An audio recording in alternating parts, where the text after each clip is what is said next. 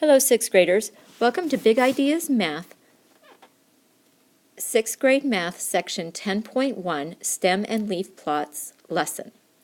Pause while you write section 10.1 lesson in your math notebook. Pause again while you write today's lesson objective in your math notebook. Today's objective is construct and interpret stem and leaf plots. Today we'll be starting on page 436 in your math book. Let's start with the key idea at the top of the page, which defines a stem and leaf plot for us. A stem and leaf plot uses the digits of data values to organize a data set. That's an important definition for you, and you should write that definition and this example in your math notebook in the Words Worth Knowing section. Each data value is broken into a stem, which is a digit or digits on the left, and a leaf, which is digits or digits on the right. A stem and leaf plot shows how data are distributed. The key explains what the stems and leaves represent. So it's important to always have a key for your stem and leaf plot that shows how the stem and leaf plot works. So the stem and leaf plot in our example shows us that the 2 on the left is in the tens place and the 0 is in the ones place, because it shows us that our 2 and 0 represent a 20. Example 1, making a stem and leaf plot. It says to make a stem and leaf plot on the length of the 12 cell phone calls. So it gives us the data. So you can see in the example, here's our data, and it gives us dates and minutes of 12 cell phone calls conversations. And our first step is to order the data, and so we put it in order from least to greatest. And you choose the stems and the leaves. Because the data values range from 2 to 55, it makes sense to use the tens digit for the stems and the ones digit for the leaves. Be sure to include the key. Write the stems to the left of the vertical line, so that's step 3, and write the leaves for each stem to the right of the vertical line. So stems go to the left and leaves go to the right. And you need to always be sure you title your plot. And you order your stems vertically, starting with the smallest and ending with the largest. And the stem for data values less than 10 is going to be 0 because there's a 0 in the tens place.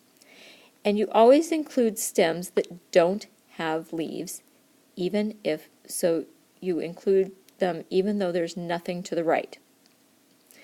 You write the leaves horizontally, and you need to be sure that you write all of the leaves. So since there's two 23 values, there's a 23 here and a 23 here, to the right of the 2 you have to write 2 3s because there's two 23s.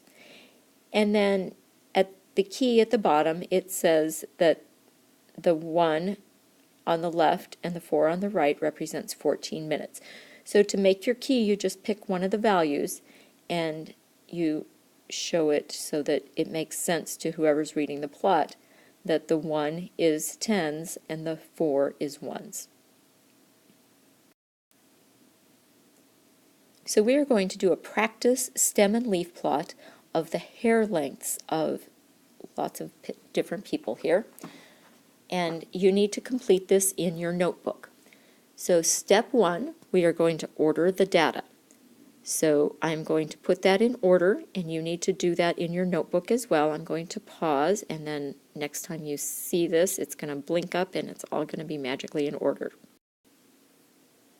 So once you have all of your data in order, then you choose the stems and the leaves. So this is sort of like the example in the book.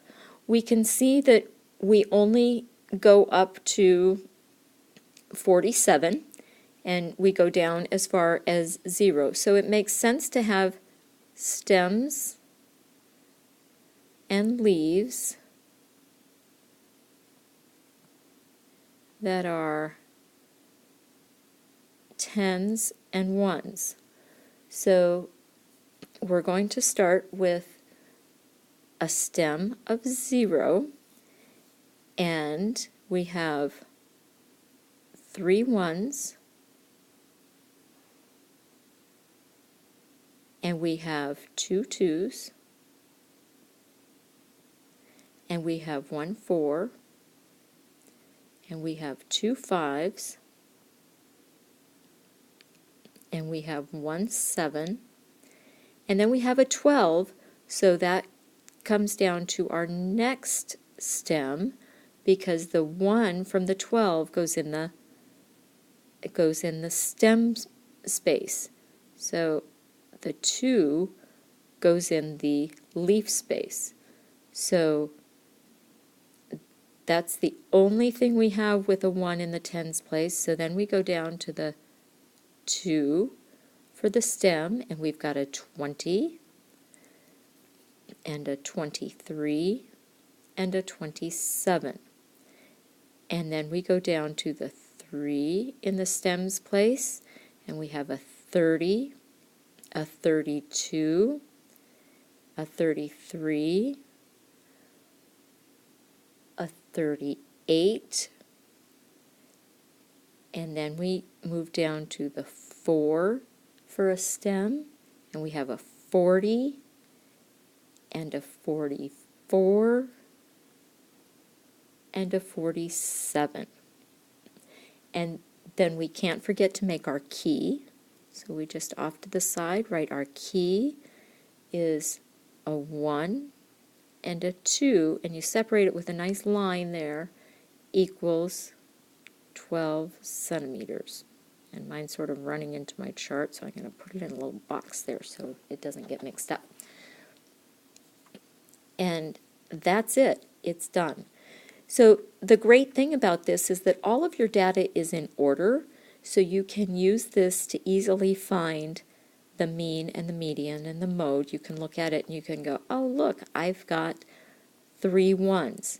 Now you have to be careful and remember that these up where the 0 is are 1s, but down here where you have a 0, that's not really a 0, that's a 20, and this is a 23, and this is a 27. So be careful and read your numbers correctly, and remember to put that stem on the front. So now we'll move on to the next page, interpreting a stem and leaf plot. The stem and leaf plot at the left shows test scores. How many students scored less than 80 points? How many students scored at least 90 points? And how are the data distributed? There are 5 scores less than 80 points. So if we want to look at the scores that are less than 80 points, all we have to do is look at all of these that start with something less than an 8. So we can see that there are 5 numbers that are less than 80 points. So that's how they got there. 5 students scored less than 80 points. There are 4 scores of at least 90 points. So 9 and above, there are 4 scores there. So 4 students scored at least 90 points. It says there are few low test scores and few high test scores. So most of the scores are in the middle, which makes sense. See, here you go. Most of the scores are in that 80% range. And we are not going to do this on your own. You may do it on your own. It is optional if you need some practice. Example 3 says making conclusions from a stem and leaf plot. It says which statement is not true? Most of the plants are less than 20 inches tall. Let's see. Most of the plants appear to be less than 20 inches tall, so that one looks true to me. The median plant height is 11 inches. Well, we can check that by crossing off our least and greatest until we get to the middle number. So we just keep crossing off least and greatest numbers.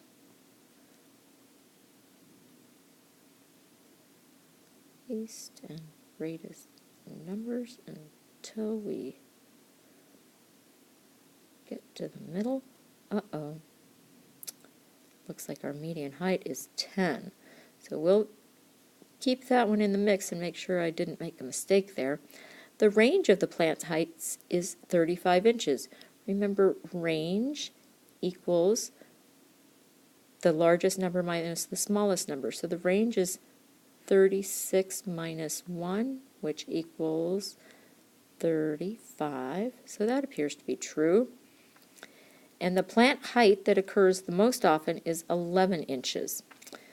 Well, that does not appear to be false. That appears to be true. It's hard to see through all my little slashes there, but there are two 11-inch plants. So there are two. So it says there are 15 plant heights. So the median is the 8th data value, which is 10 inches. So the correct answer is B. So B is false, and we were looking for the false one. So we got it right.